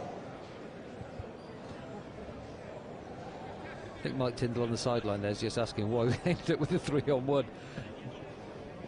Well, we played 14 minutes of this second half, and we've already seen 3 tries for the fans to enjoy here. I'm sure the majority are probably supporters of the 15-a-side game, but nevertheless they'll cheer that try, because it was really well created to bring the Rugby League lads back into this match. And another opportunity then for the men in white to play the ball forward, but that was dropped, and Paul Knight there dropped the ball. And maybe we can see if we can get Mike Tyndall up for a chat with us. He's at the moment having a few selfies taken and pictures with some of the youngsters, but it'd be really good to see if we can get Mike up for a quick chat with us live here on the programme, because he's one of the mainstays, isn't he, of Rugby for Heroes, and it's so much down to his work and the people around him who are making this game possible, and these matches possible, and the work that Rugby for Heroes does. Yeah, he's been involved with Alan Lamb pretty much from the outset. Alan Lamb, father of Ryan Lamb, he's the founder of Rugby for Heroes, really, and has been working tirelessly with it. Mike Tyndall's always been involved. He's been such a great guy to have. And it's a great break. Yeah, it's wonderful by Daniel Runcie, but he's brought to ground. It takes 3 or 4 men to get him down, but he's made the break. Rugby League will just feel they've got an opportunity here to get themselves back into this. If they can get another try, who knows? Yeah, they just Union just slowed the ball down there. Alex Grove got over the ball and just slowed it down. I think League would have won it quicker, and Christoph just probably let them have a second longer than he probably would in the Premiership, to be honest. I think if you look at the Rugby League players, maybe the average age is slightly younger, and maybe that will start to creep into the game. Yeah, the back line in the Rugby League have started to really work now, and they're creating space. They're creating a lot of space and pace. They certainly are. And opportunity once again for Union to break through. With Rob Cook, who's had a great afternoon, hasn't he? And that's, I think that would have been a good jackal by Rugby League. There was a bit of a flop at the end, so and there's Jordan appearing in the middle of the pitch again, and the distribution out wide. Here we go. And once again another opportunity, but the ball is dropped. It runs out into touch. Will be a line out in favour of the Rugby League boys. That just sounds so odd, doesn't it? It's a line out in favour of the Rugby League boys. And it's great to welcome now to us our commentary point here, Mike Tyndall. Mike, great to have you with us today, and thanks for taking the time from the briefing that you're doing for the lads to update us on how things are going. You must be very happy with that scoreboard. Yeah, pretty happy. I thought I think it's definitely better if you get to play the opposition's code first, because you're fresh, so it papers over the cracks of your lack of knowledge, because towards the end of that half we started to lose a bit of control of the Rugby League, but you know, so I was happy to win that, and then hopefully we can stay ahead. I think last time they actually beat us at Rugby Union, so we said to the boys just before, I don't think it's going to be really easy, because it's going to take a bit of work, but I think we're into our straps. I think they certainly won't give up. I mean, they've scored a couple of decent try, but here's another one. I think you're going over for another, and that extends you right through now to 34 points to 12. I think that's Jordan Crane sitting in that channel again. He's just staying out there now. He's not moving. It's so difficult. I mean, you just don't know the intricacies of making sure someone goes around that corner to fill that gap there, and it's just easy pickings for Lanny. But it's saying, you know, in league, the way they time the tackle, when they land on top of you, they literally have you locked and you can't move, and they always get the timing right of making sure you take as long as possible to get up within the law. And yeah, it's those little things that you have to adjust to pretty quickly, but the boys are doing well. They really have. Mike, obviously the charity, you've done some fabulous work over the years, Rugby for Heroes, and you continue. The work you do is so needed, particularly at the moment, obviously, as we try and emerge out of the COVID situation. Has that work altered, bearing in mind that people's maybe needs have changed since the lockdown? Yeah, well, I think if you look at everything it's doing in terms of transitioning, I don't think it's probably the hardest time it's ever been. There's massive isolation from being locked in COVID. Obviously, the charities aren't pulling in the money that they would normally pull in because they can't put on these events, because they haven't been able to get out there fundraising. So it's a tough time for all around, and it's really key that as things open up, we really sort of get back to that, raising those sums that we need. Hopefully, we're going to, from a Rugby for Heroes point of view, we're going to have another game in November, which hopefully will keep that sort of donation pool coming in. And it's just credit to all the players who keep turning up and putting their bodies on, because it doesn't get easier every year. I was going to say, for sure. It does get harder. But I think what's special about rugby, whether it be union or league, is all the lads like getting together and like having a beer last night and having a good chat. I think the league boys might have had a couple of too many beer last night, but as long as they've had fun, it's about having fun, giving up your weekend, and that's the most important thing. And nice to get out on the field. I mean, there's several players we've been talking to, they haven't played for 3 or 4 years. That's a huge ask, isn't it, to come out on and because you want to be competitive. This isn't it's fun, but it's serious too at the same time. Yeah, it is difficult. I mean, a lot of the boys will still have a little run around, but as you say, Jordan Crane, I think he said he hasn't played since he actually retired. So yeah, I guarantee there'll be nervous people before kickoff, but then I think it's done in the right spirit. I mean, there's physical. I mean, there's been some hits out there, but I think nothing's dangerous and nothing's too beyond that. So I think we've got the balance right, and that's all it is. It's balance and making sure, A, it's fun to play, and B, it's fun to watch, and you don't want to see anyone hurt. And in the morning, a little bit of an ache from a firmer surface than this used to be, maybe. Yeah, I mean, I was struggling because we played a game last week on here, and yeah, it's 4G are very firm, and my ankles have been pretty sore since, but that'd be a little bit of age as well as the surface, and because if you're not playing and you're not doing all that agility stuff that you do on the pitch, your joints just aren't used to it anymore. But hot bath tonight, and hopefully we'll be all right in the morning. Well, it looked like obviously a little bit collision with you and Keith early on there. It looked like you enjoyed it all the same, so just to get that bit of collision out of the way was quite nice. Yeah, it's always that. It's the same as when you play professionally. You always want to get that first ball carrying, because it just gets your body ready for it a little bit more, and it's always nice. It's easy in league. It's just a little run off, trot off 9, get into the Wagga Taurus, and away we go. Mike Tyndall, thanks ever so much for joining us today. It's a great occasion, and this battle of the codes is quite unique, isn't it, in the game of rugby? I mean, it really is. Yeah, it is, but I still think it shows that whether you're a union player, whether you're a league player, there's a massive amount of respect and there's a massive amount of love for each other, that you can make something work that works from both sides of the code. Obviously, the other thing we're raising money for is Rob Burrow, motor neurons disease. We've had in our sport, we've had Donny Weir, and we saw how that galvanised our sport, and it's been the same with Rob Burrow. But I think Rob Burrow's probably galvanised both sides of it, because it's brought him and Donny together, and what they've done together is really massively raised the awareness of what's going on, as well as obviously raising money for those veterans who are transitioning out and Rugby for Heroes. And I'm sure that Dave Hyde will be much in everyone's thoughts as well at the moment, and his family, after that tragedy last weekend. Of course. It's so sad, isn't it? But it just makes everything that you do more worthwhile. Absolutely.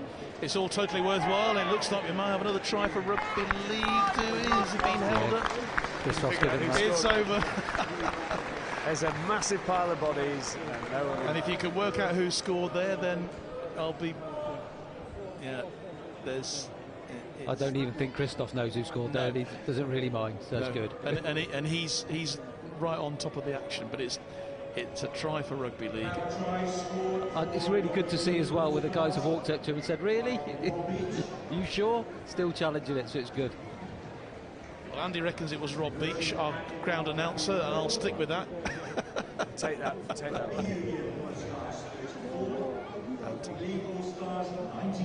Yeah, the conversion goes over too, so it's making that score respectable. There's been some interesting conversions, hasn't there? Very much so, yeah. There's a couple of corner flaggers. Interesting attempts at conversions too, which haven't quite come off, but I think we can forgive everyone that today. I don't think there's many people. There's no Johnny Wilkinsons who are still doing 2 hours of practice a day out there. I'll tell you that. Sure enough. Mike Tyndall, thanks ever so much for joining us. It's a great pleasure to have you with us today, and good luck with the rest of this match. And I know that I think UK Armed Forces possibly playing you in the Remembrance game. Yeah, and massive thanks to all the servicemen and women who are listening to this. I really appreciate everything that you do. Mike Tyndall joining us live here in our broadcasting point up here at the Kingsholm this afternoon, and cheers, and we'll get back to the action on the field, and not that we've missed any, of course, because Chris, our cameraman, is hard at work following the action while we do everything, and a few selfies being taken, and maybe I can do one as well while I'm commentating. Now that would be fun, wouldn't it? let's do a selfie. Come on, Mike. I'm sure we could do this. It doesn't happen live on air where you do a selfie with Mike Tyndall. Thanks ever so much. It's a great pleasure to talk to Mike today, and obviously this charity so close to his heart, and so much hard work goes into organising a game like this, doesn't it, Tug? Yeah, and say between Mike and Alan Lamb and the rest of the Rugby for Heroes with Tinas and Keith, etc., to get this together and get players together, and they all enjoy playing, they all enjoy supporting the charity, and they all enjoy getting out there and having a beer and everything that goes around it. But it's giving it their time, and it's putting their bodies that are a little bit older through the middle a little bit. But and it goes into the UK Armed Forces game round remembrance for the rugby union lads. They'll come together, they'll get a team together, it'll be competitive. We've played the game Ashton Gate before, and there was a good crowd that came out in Bristol to support that, and again it was for the Royal British Legion and for Rugby for Heroes. It's a joint venture, and it gets great support, and the UK Armed Forces have played here at Kingsholm before, and these guys give it their time, and they do, as you see from the collision, put their bodies on the line a little bit, and they want to be involved in these collisions. They're big fellas, and they're fit, and they're strong, and they are enjoying themselves. But it does take a toll. If my memory serves me right, and we're going back to 2019, I seem to remember that the Rugby for Heroes team were running away with it at half time, but age caught up with them. Yes, and in the second half, I seem to remember that UCAF came back and actually won the game. They won, and it was very, very close. It was a really competitive game. It was a great game, to be honest. And they had some really international players, cap players, that came along to the game and played, and where they thought they were only going to play 20-30 minutes each and rotate, they all wanted to stay on, and it was very, very competitive. It was a good game, and UK Armed Forces came through in the end with some players from the Army, the Royal Navy and the Royal Air Force coming together just to win the game right at the very end. So Rugby League with the line out. Can they get another try? Can they get a fourth try here? They've got a great opportunity here. The ball bounces. Oh, and it's just fallen short. And I think, was there a knock on there? Referee says no. So the play will go on, and that was Paul White there, who's already scored a try, of course, for the Rugby League team this afternoon. Very nearly in there for a second try, but brought forward by Rugby Union now, and that's a nice bit of play from Armitage again, isn't it? He's Keith Senior has just tracked back probably about 30 metres there to stop Dylan Armitage, and going up the side with some great skill, great defence as well. Keith Senior, remarkable. We haven't been able to talk to him because he's been on the pitch so much, he doesn't want to come off.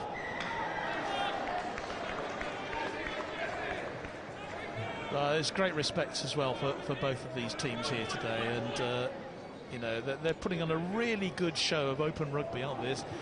Both teams are playing some really nice open flowing rugby union here. Yeah, they are. And there's Jordan Crane, as I kept saying. I think Mike Tyndall's taken a bit of a hint there, and he's ended himself up in the 50-metre channel with Jordan Crane. But yeah, they're playing flowing rugby, and again the rucks they're hitting the rucks and competing and making sure that it's difficult for both sides. But again, they're spreading the full width of the pitch, which is good. Live on our YouTube Forces Sports Show this over afternoon, and we are looking at the score at the moment, 34-19 if you've just joined us, to the Rugby Union boys wearing the white shirts against the Rugby League lads obviously wearing Leeds Rhinos blue today as they pay their tributes to Rob Burrow.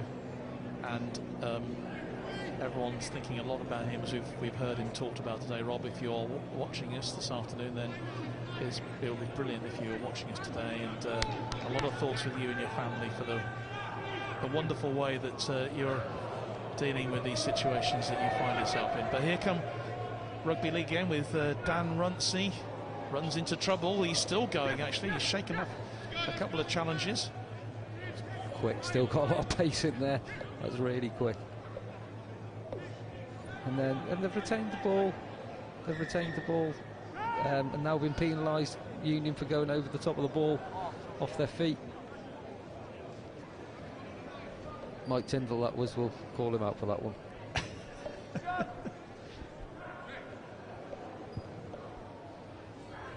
That's a good bit of ground made onto the 22 by Rugby League. They're not afraid to kick to the corner and try their line out, are they? Where you'd expect them maybe to tap and go, etc., but they've not. They've wanted to go and try their line out options, and done well from it, to be honest, as well. So that's Mike was saying earlier on. It does give them a chance to do the different side of the game and then try and experience both sides. Almost half an hour played of this second half, with the ascendancy very much to the team in white shirts. The Rugby League have already shown what they can do. They've scored a couple of tries in this second half, and aiming to close the gap with just a few minutes to go. They've even set up a maul there, which I didn't think I'd see from a Rugby League side today, and they've done okay there. They've retained the ball.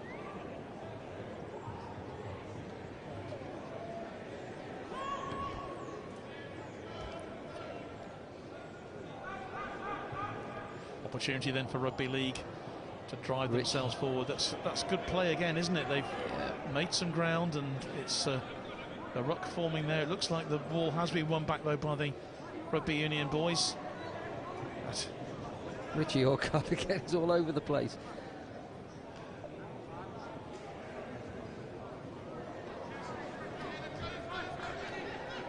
It's probably a bit of Rugby League height in that tackle from Keith then. I think so. But it's remarkable. He really is still out there. I don't think we'll see. I don't think we'll be able to talk to him until after the game at this rate. No. I noticed that the actual person who was a little bit higher was Mike Tyndall, though. So there's probably a little bit of after chat in that as well. A reminder, please, that when we do reach the end of the game, nobody onto the playing surface. Only the players and officials allowed on the playing surface. All right.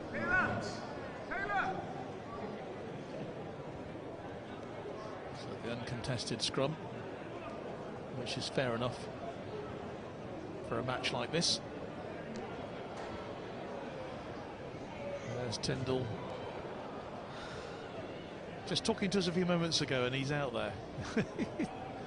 It's a unique game, as we've said, where we have players coming up and talking to us, and then next minute they're out there trying to score tries or stop them. Yeah, he's enjoyed. I'm not sure he enjoyed the walk up the steps too much, but when he got up here, so he was Dean, Tinas, etc., they were happy to chat and have a sit down and get straight back at it, to be honest. That's quite a tackle there. Coming in.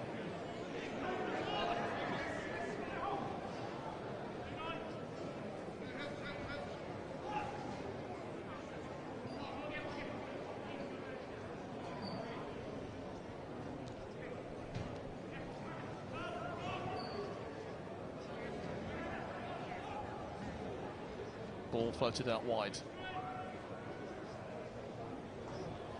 Still trying to play, still trying to move forward. Benji Lloyd getting involved and having to turn back.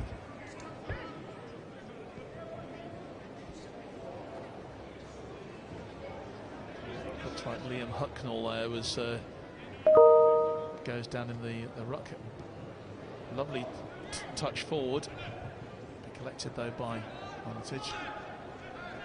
We've got just a couple of minutes left of this game, and it looks like it's going to be heading in the direction of the Rugby Union side. They've got a sizable lead, 34-19, just 2 minutes to go. And I imagine that there'll be a collective sigh of relief from quite a lot of these players when the final whistle does go. But this is really lovely play from the Rugby Union team.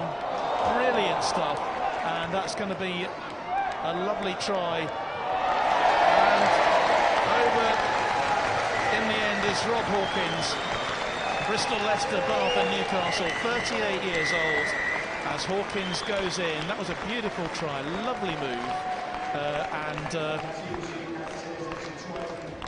Ryan Lamb just opened it up really, really well there. And I think that's probably the last action of the game. He's just opened it up there, and he's and then Dylan Armitage showed his class, stood up, just offloaded it, try in the corner. Yeah, the referee has blown.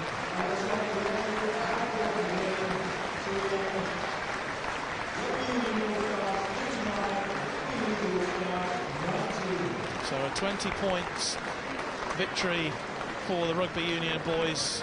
I think they just about well deserved it today, Tug. They've played extremely well. They adapted to the Rugby League code far better, didn't they, in the first half? Yeah, they got ahead in the first half in the other code, as they'll call it, and when they got ahead, they just kept their noses in front all the time.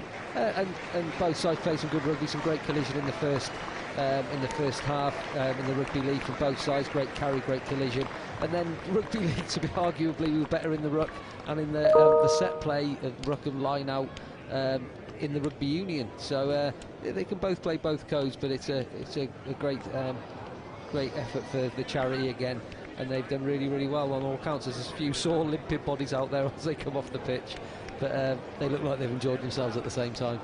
Yeah, they have a great effort from everybody. Brilliantly refereed as well by our two referees today, one from Rugby League, one from Rugby Union. James Collier looked after the first half, and Christoph Ridley, the Premiership International Board referee, looking after the second half. And warm applause from all the players as they shake hands with each other. I'm sure they'll be enjoying another beer perhaps, or a coffee maybe after the game as they have their rub downs, and surviving yet another battle on the pitch. If you are an older player, what does it mean to be able to come back and feel that you can still contribute? I'd say to quite a few players all over the country really, and they say they're looking at retiring and not playing again, and my thing has always been to play as long as you can, because you'll miss it when you stop. And even going into coaching like myself and director of rugbies and stuff like that is difficult when you look out there and you'd love to be running around, love to be playing. Once you stop and you get used to not having the collision, to not having the training regime, to not having the recovery regimes, then then to go back into that world is quite difficult. But if I'm looking down at Dylan Armitage and Ryan Lamb and others down there, they look like they could return to it quite easily, and the same with the Rugby League players, Richie Hawkyard, etc., and have played really well and are in good shape. So play as long as you can, but when you come back, it's quite a distance to come back. But playing, as you know, from inter-services rugby with the veterans and the vets, the Army Masters, the Mariners from the Royal Navy, and the RAF Vultures, those guys love playing. And there's some people sometimes when their bodies have taken a bruising through senior representative into vets, you have to try and tell them to stop playing, because as I say, play as long as you can, play safely and enjoy it. Well, it's photo time. Obviously, all the players just now heading out onto the pitch there to have the team photo, which is customary at an event like this. And it's great that they've all come together, and quite a few of these players have obviously travelled a long distance today to come down here. Quite a few from the north of England. Obviously the Rugby League players have travelled down, and Keith Senior's done a cracking job, hasn't he, to bring everyone down here, but I suppose largely to stay on the pitch for the whole 80 minutes. Brilliant. Yeah, he's had minimal rest, if that. He's literally half time, and then he's been back out there, and he just wanted to get straight back on with it, and that's testament to him and his thoughts again with Rob Burrows, and obviously wearing the Leeds kit, and the high esteem he holds that in, and Rob as a person. So he's wanted to be out there, give his all, and he's given his all, and it just shows again, even to his mid to late 40s, he's still in a very, very good condition, and looks like he could still play at a standard.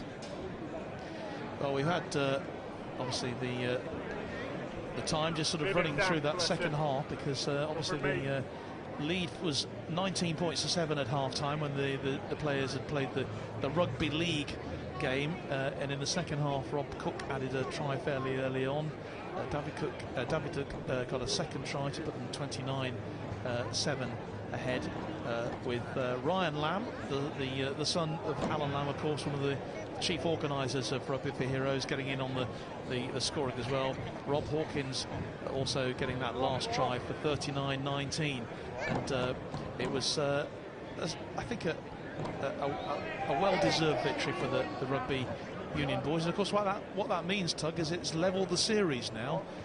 We've had 4 games, 2 all, so we're going to we'll have another one, won't we? Oh, definitely. I think it'll come round again, and seeing Keith down there, I think he'll be looking to get a game back up towards the north of the country, maybe even in the Midlands, to take it up to the Rugby League hotbed.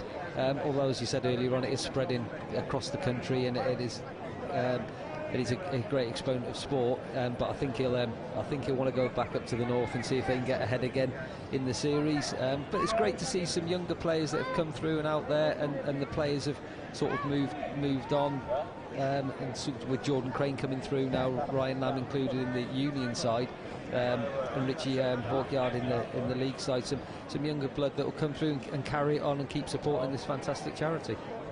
We're hoping that possibly we can get Keith up here for a quick chat with us before we finish today, because he is responsible for bringing the Rugby League boys here into this together. But no sign of him just at the moment. I don't think there's any trophy being presented today. This is it's all for the spirit of the game, isn't it? Oh, there is a trophy. Yes, I'm just looking. There is a trophy down there which is going to be presented. So we'll hang around for that, and we're just looking to see whether we can get Keith up here. Is obviously busy shaking hands with everyone at the moment, and it's a remarkable effort on his part to stay on the pitch for the whole game. I think he must be the only player who actually did that. But while we're waiting, Tug, just really asking about Military Rugby League. You know, you are the director of RAF Rugby League now, and sorry, RAF Rugby Union, I do beg your pardon. He just held his hand up like in the sign of the cross. No, I think Gaz did it there, David Clayton. Yeah, something about that. Yeah, Damien will certainly be watching, and he'll be cursing me now for that one. But no, with your directorship hat on for RAF Rugby Union, clearly everyone's going to have to pick themselves up after an extended break, aren't they? How's that working? How's it shaping up? Yeah, taking over as the director of UCAF Rugby, of UCAF Rugby, men's, women's, etc. In September from Doc Cox, who's done a great job. I've been looking across military rugby as I would, and the Royal Navy have already played a game, which is fantastic to see, down as Cornish Pirates. The Army Sevens have been doing outstanding work. The women's Allianz Premiership is back up and running with lots and lots of service women from across all 3 services playing, which again is fantastic, and it's great to see rugby being played. The RAF have been doing training camps and getting back up to speed as we come towards the under-23s. The start of the under-23s running, and then the inter-services towards the end of the year. So military rugby is up and running alongside, which is brilliant to see, civilian rugby, and lots of service men and women of all ages from across all 3 services playing civilian rugby and really engage with community RFU rugby, which in Scotland and Wales also. So it's great to see the rugby coming on, and the Air Force is the same as the other two services. It's going to be an interesting time to get them back on the pitch, see where each of the services are in their respective age group parts, and in the women's game as well, and how it comes around. Yeah, the women's game is interesting, of course, as the RAF are still inter-services champions, are they not? Having won that title here back in 2019. Yes, they did, and played very, very well, and have got a great squad. And I know that Army Rugby Union, the women's side, will be looking to get up and running again and challenging that title. And Royal Navy are always looking to develop and always look at all areas, and never to be underestimated at any level, because they can regenerate, and they build themselves up from all over the world, all over the country, and make sure they're competitive. So the RAF women's team winning here with an abundance of players playing in the Alliance and playing international rugby, it'll be interesting to see how it turns out this time in the women's game especially. Well, just looking down there while you're chatting there, Tug, at the Rugby League players coming up to receive their runners-up medals. We won't call them losers medals today. Keith Senior actually having a good old chat with Alan Lamb there, and you know, they all know each other so well, of course, and they come to pick up their medals, with Julie Lewis-Jones presenting the trophies at the moment. And sorry, just to finish off on the women's game as well, from a UCAF point of view, at the end of the month, at the end of this month, on the 29th of September, down at Portsmouth at Burnaby Road, the United Kingdom Armed Forces women will play the French Combined Services women, which will be again another step back in the right direction, another platform to show military rugby and military sport is back and is competitive. We've seen the T20, which is some great watches, and the Rugby League with the Army playing the Royal Air Force very soon, and various football and other sports all around the place happening, which is fantastic to see. It is. We're hoping to be there in Portsmouth, obviously, for that vitally important women's game, a sort of women's Le Crunch, and we'll obviously the Kentish Cup as well coming up, football, the centenary of the Kentish Cup football. All of these events that we can look forward to on our brand new YouTube Forces Sports Show channel. Being a union man, I couldn't go on the pitch, unfortunately, due to my footwear. So, being an actor, I'm a big fan of Game of Thrones, and I would love to be involved in that show one day. Wink, wink. So, I heard a little poem for the Union boys to spur them on. It's called Game of Codes. To each and every one of you I say, go out with your union hearts and pray. Beat these villains at their own game. Play on through the sweat and the pain. Bring home to this ancient land the spoils, and never miss this chance to bury this mortal coil. Thank you. Okay, let's get ready to go. The Union boys. Well, that was rather nice, wasn't it? A special poem for the occasion. Exactly, with a Game of Thrones background. Medals presented to the Rugby Union All-Stars.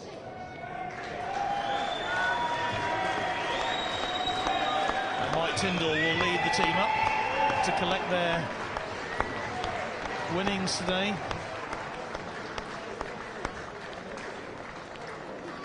Yeah, they've all put a good shift in. They've all put a brilliant shift in, and I can see that we're going to be joined very shortly by Keith Senior. He's just making his way up here to talk to us about what's been a great game, really enjoyable game of rugby. I hope you've enjoyed it watching at home today, wherever you are around the world, not just the Forces world. Maybe you're in Australia or New Zealand, possibly in the Falkland Islands, or maybe up in the north of Canada or Iceland or somewhere like that. It's been that sort of a occasion, hasn't it? And Keith's just been delayed actually by some the supporters selfie brigade. Yeah, exactly. And he's just played the 80 minutes. He's sprightly walking up these stairs towards the commentary country where we are. But yeah, he looks happy. He's coming up to join us now as the trophies are being presented to all the winners, and that nice little trophy will be presented very, very shortly. And we have with us right now Keith, just going to have the trophy presented here. I'm sure you'd like to have had that being presented to you, Keith, but Mike Tyndall receiving the trophy now, and that will be held by them until the next meeting, of course, between these two teams. But it's great to have you up with us here, Keith, and I have to say, a lot of scouts have been watching you today because they saw you do the whole 80 minutes and thinking maybe we can sign him up again. Yeah, it's one of them things. We're playing the league game, obviously, with us coming all the way down to Gloucester. We had quite a few people pulling out, so we had to pull a few people in that we didn't know much about. So we did have a few rugby union players, so we had to make sure that we had to play near enough a full half of rugby league anyway. And it's a tough challenge. It's, you know, especially at my old age, 45 now, and every year I speak to Mike Tyndall about this, and we say we need to pack it in. We're getting too old for this, but we still keep pulling the boots on and giving it a shot. Because at the end of the day, we're raising, you know, a lot of vital funds for two great charities. I mean, you know, obviously the Rugby for Heroes is a charity very close to your heart. You've been involved with it, haven't you, for a long time? But obviously, all thinking about Rob today with these the wonderful Leeds shirts that you're wearing. Yeah, Rugby for Heroes, I think I've been involved around about 5 years now.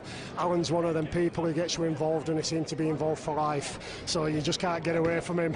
And you know, kindly he said that we could you know, raise money for Rob Burrow as well, which the funds that we're raising is going to go to the new research centre in Leeds, which has been named after him. So, you know, the funds are going to a very, very worthwhile cause for them indeed. So the game obviously didn't go your way today. Did the fact that, you know, the rugby union boys got a lead over you in your half of the match, that was the crucial difference, wasn't it? Yeah, like I say, we fatigued quite a lot because a lot of us stayed on for the full 35 minutes. You know, that's no excuse, but they're getting better.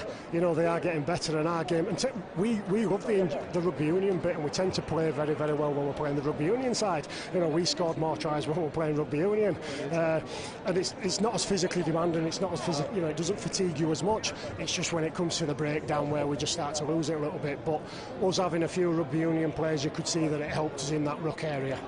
So in that collision part there, in the rugby league part, the collision was really strong still, and you guys are still putting your body's contact in there. But even then into the lineouts and creating mauls and hitting rucks and that, you're still really competitive in there too. Yeah, and I think we've been doing this for 5 years now. We've been doing this for quite a few years, and we're starting to pick up little things from each other and learning the game. And when it comes to rugby league, it's just about running hard, running fast, and they've started offloading the ball and starting promoting the ball. And well, you know, and they've still got quality players. At the end of the day, when you're an athlete, whether it's rugby union or rugby league. If you can run, you can run, and some of them boys can shift. You know, so it's challenging to stop them. Interesting to see the rugby union lads lying on the ball a bit on the play the ball to slow you right down so you couldn't go too fast. I don't know if that helped you out. Yeah, that play the ball ended up getting a little bit too messy, and a few times I was starting to lose my head. So frustration's dual building, but you never lose that competitive edge. Definitely. Well, Keith, it's great to have you with us today. Thanks ever so much for taking the time to come up here and join us. We were hoping to talk to you during the game, but of course we couldn't do that because you were out there for the whole 80 minutes. But once again, it's just been brilliant. Of course, we're now 2-2 in this series, aren't we? So we've got to have a decider, haven't we? Yeah, Rambo's already mentioned back up north next year. When we arranged this, we both said that this was the last time I were doing this. It gets harder and harder to arrange, but you know, Wayne Godwin said that he'll now take on the mantle. He'll organise the rugby league team, and hopefully if we get up north and at the right time of the year, because we're still playing Super League, you know, so Gaz Ellis, Danny Maguire, all them people, Jamie Peacock's running the Great North Run as we speak, so we've lost out on a lot of quality rugby league players that potentially we would have had. So get back up north where we don't have to travel all this way. I think the 3.5 hour journey is a bit scary for a lot of us. I start getting a nosebleed when you get further, you know, there's nothing more south than Sheffield. Sheffield's as far south as we like to go, so you know, get the game back up north and hopefully we can get a few more numbers. Keith Senior, thanks ever so much indeed for your time right now, and well done. Congratulations to you, all the players who have made this such a great spectacle for us all to enjoy today. Keith Senior. Yeah, big thank you for the fans coming out today and making it such a great turnout as well. Great stuff. Nice one. Great pleasure to talk to Keith Senior, and he's I think he wants to have his photo taken, doesn't he, with, or rather Tug wants to have his pictures taken with them. So they're getting those pictures taken. So while they're doing that, I think that's virtually it. Time for us to wrap up here at Kingsholm this afternoon. It's been a great occasion. Once more, the Rugby for Heroes match, the battle of the codes between Union and League, won by Rugby Union by 39 points to 90. My thanks to Tug Wilson for joining me today on the commentary, also to the rest of the team who've been involved in putting this together for you today. Do join us again very soon here on the YouTube Forces Sport Show channel, where we'll have lots more live Forces Sport. But from all of us, from me, John Knighton, and the rest of the team here, it's a very good afternoon to you from Gloucester.